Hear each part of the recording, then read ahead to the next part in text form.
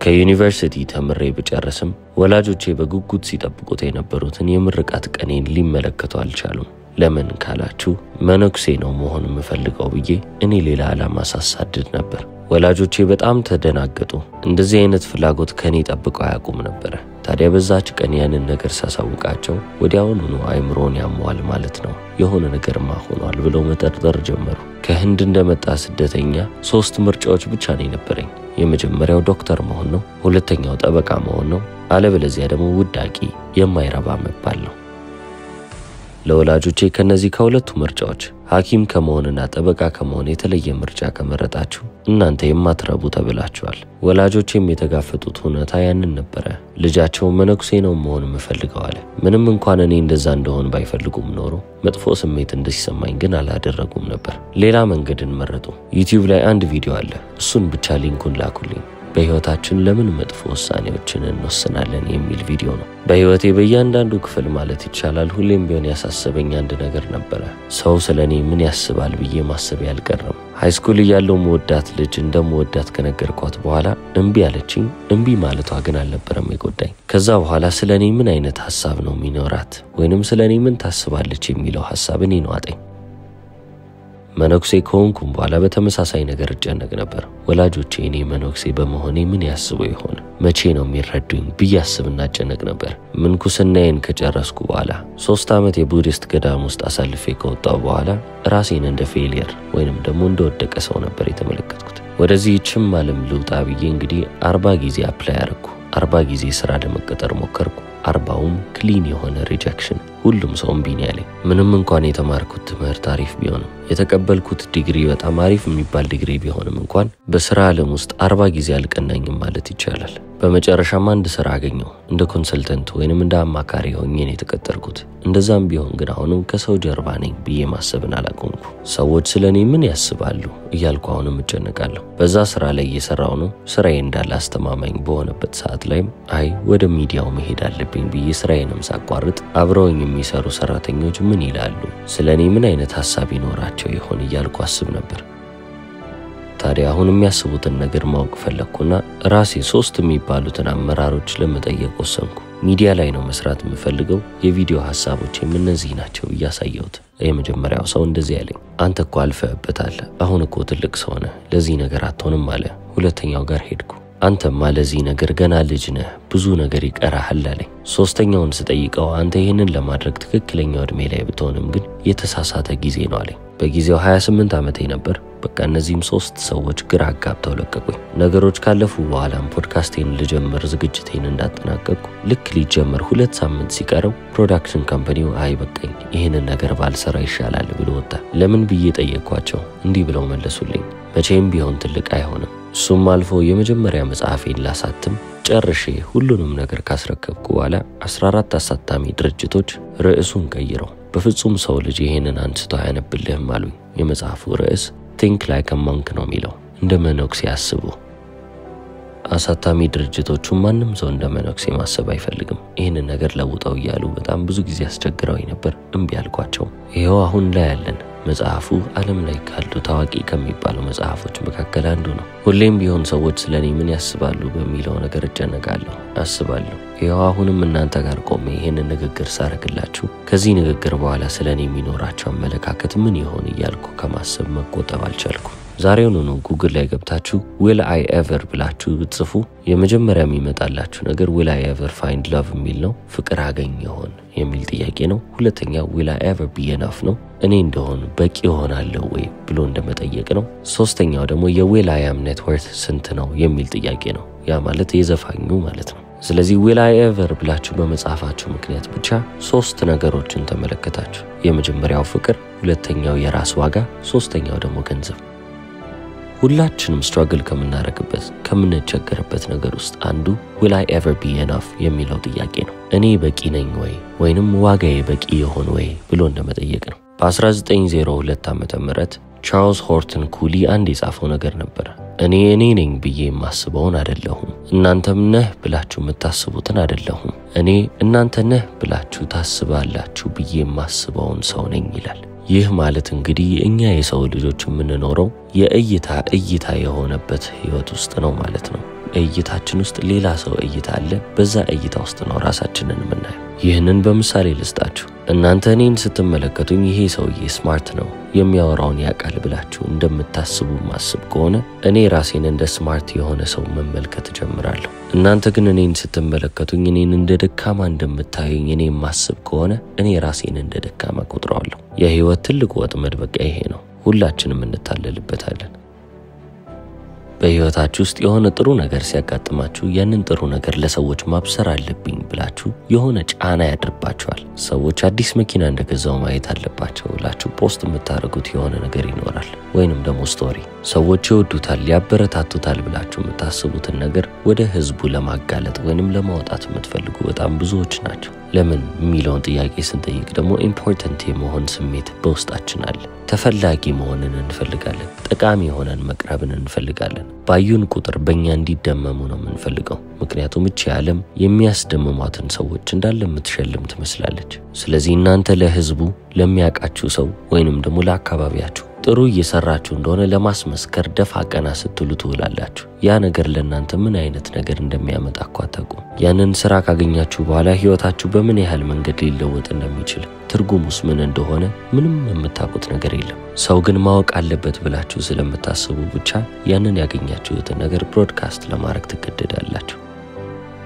ከዛሬው መልእክቴ ግን የሆነ ነገር ወስጄ ልሂድ ካላችሁ አንድ የምትወስዱልኝ መልእክት ቢኖር ዲስፒር የሚለውን ምክር ነው። መጥፋት አለባችሁ። አሁን ይህንን ስላችሁ ልክ እንደኔ መንኩሳችሁ ቁጭ በሉ እያልኩ አይደለም። መነኩሴ መሆን አይጠበቅባችሁም። ስራ ካላችሁ በየቀኑ ስራ ቦታችሁ ላይ ተገኙ፣ ስራችሁን ፈጽሙ።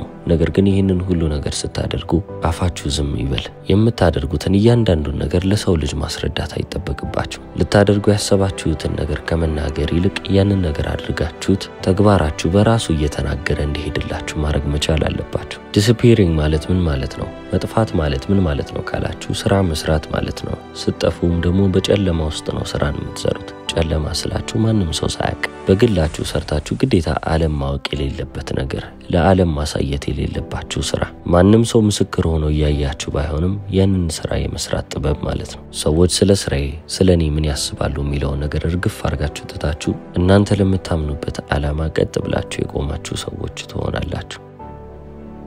ስታዩትም ሆነ ከሰው ስትሰሙትም ጥሩ የሚመስል ህይወት የምርም ጥሩ ከሆነ ህይወት በጣም የራቀ ነው። ምናልባትም ይህንን ምክር ከኔ ስትቀበሉ ትንሽ ደንገጥ ልትሉ ትችላላችሁ። እንዳለ የምሰራው ነገር ኦንላይን ነው። ሁሉም ነገር ይታያል። ህዝብ የሚያየውን ስራ ነው የምሰራው። እሱ ስራውን እንደዚህ እየገለጠኛን ለምንድነው ተደበቁ የሚለን ብላችሁ ታስቡም ይሆናል። ነገር ግን አሁን ያለሁበት ቦታ ላይ ለሆነ የቻልኩት ቢያንስ በህይወቴ 2 ጊዜ ልጠፋ ስለቻልኩ ነው። የመጀመሪያው መነኩሴ ሲሆን፣ ሁለተኛው ደግሞ የዴይ ጆብ ነበረኝ።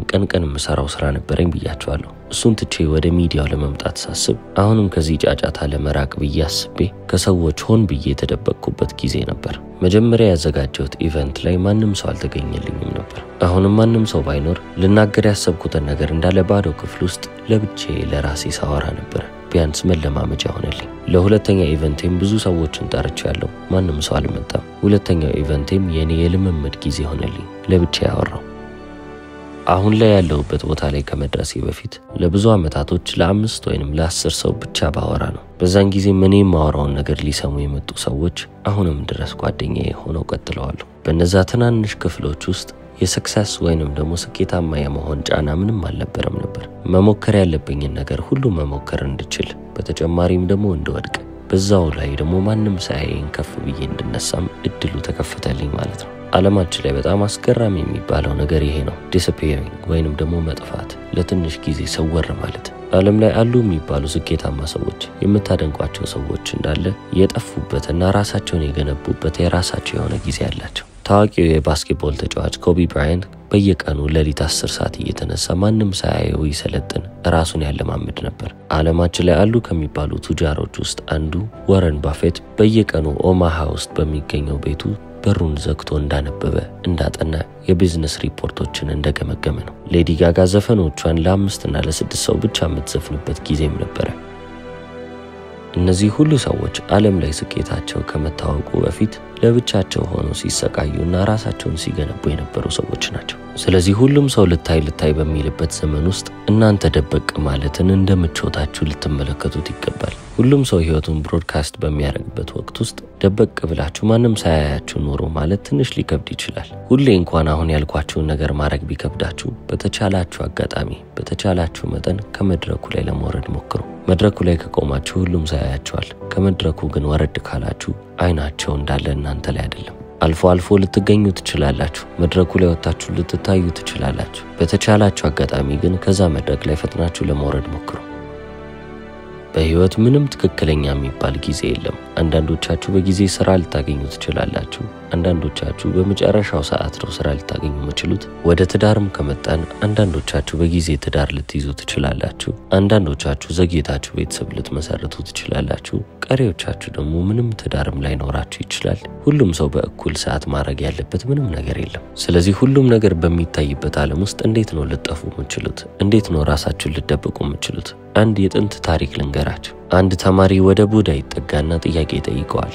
ለምንድነው ሜዲቴት የምታደርገው? ምን ለማግኘት ነው አለው። ቡዳም መለሰለት፣ ምንም አላገኝም አለው። ተማሪውም ግራ በመጋባት ታዲያ ለምንድነው ሜዲቴት የምታደርገው ብሎ ይጠይቀዋል። ቡዳም እንዲህ ብሎ ይመልሳል፣ ሜዲቴት የማረገው ምንም ነገር ለማግኘት አይደለም። እኔ ሜዲቴት የማረገው ነገሮችን ለማጣት ነው አለው። ምን አይነት ነገሮችን ነው የምታጣው ብሎ ተማሪው ይጠይቀዋል። ጭንቀትን፣ ሐሳብን፣ ውጥረትን፣ ራስን ማነጻጸርን፣ ፍርሃትን፣ ጥርጣሬን፣ በራስ አለመተማመንን እነዚህን ሁሉ ነገር አጣበታለሁ አለው።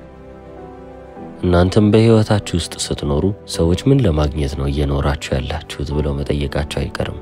ደሞዝ፣ ክብር፣ ዝና፣ ገንዘብ፣ ቤት፣ ቤተሰብ እነዚህ ሁሉ በጣም አስፈላጊ የሚባሉ ነገሮች ቢሆኑም ምንም ያህል አንቢሽስ ብትሆኑ ምንም ያህል ዓለም ላይ ማግኘት የምትፈልጉት ነገር ቢበዛም ማግኘት ከምትፈልጉትም ነገር በላይ ማጣት የምትፈልጉትንም ነገር እየመዘገባችሁ ማለፍ መቻል አለባችሁ። ማግኘት ለምትፈልጉት ነገር ይሄን ያህል እንደጓጓችሁ፣ ይሄን ያህል እንደተደሰታችሁ፣ ይሄን ያህል እንደጣራችሁ ሁሉ ማጣትም ላለባችሁ ነገር በዛው መጠን ልጥሩ፣ ልትጓጉና የበለጠ ደስተኛ ልትሆኑ ይገባል። ማጣት ካለባችሁ ነገር ውስጥ መጀመሪያ ልጥሉ የሚገባው ነገር ኤንቪ ወይንም ቅናትን ነው። ቅናት ምን እንደሚያስፈልጋችሁ ወይንም ምን እንደምትፈልጉ አይነግራችሁም። ካላችሁ ነገር ላይ ግን ሁሌም ቢሆን ለመቀነስ ዝግጁ ነው። ጥሩ ጓደኞቻችሁን እንድታው አድርጓችሁ መጥፎ ጓደኞችን እንድትይዙ ያደርጋችኋል። እናንተ አሁንም ስኬታማ ናችሁ፣ ከዚህም በላይ ስኬታማ ትሆናላችሁ ብዬ አምናለሁ፣ አስባለሁ።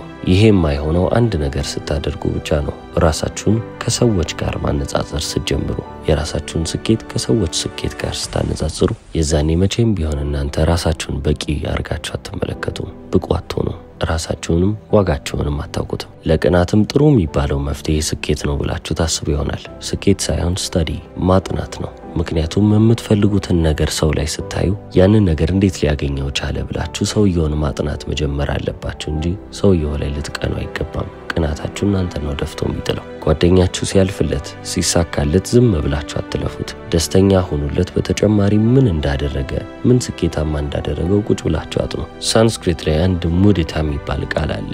በሌሎች ሰዎች ስኬትና በሌሎች ሰዎች ደስታ መደሰትና በእነሱ መኩራት ማለት ነው። አካባቢያችሁ ላይ ባሉ ሰዎች እንደምትኮሩ እንደምትደሰቱ ተስፋ አድርጋለሁ። ቅናትን በደስታና በጥናት ቀይሩት። እያጠናችኋቸው በተጨማሪም ደስ እየተሰኛችሁ በእነሱ ስኬት እናንተ ውስጣችሁ ሊረካ ይገባል።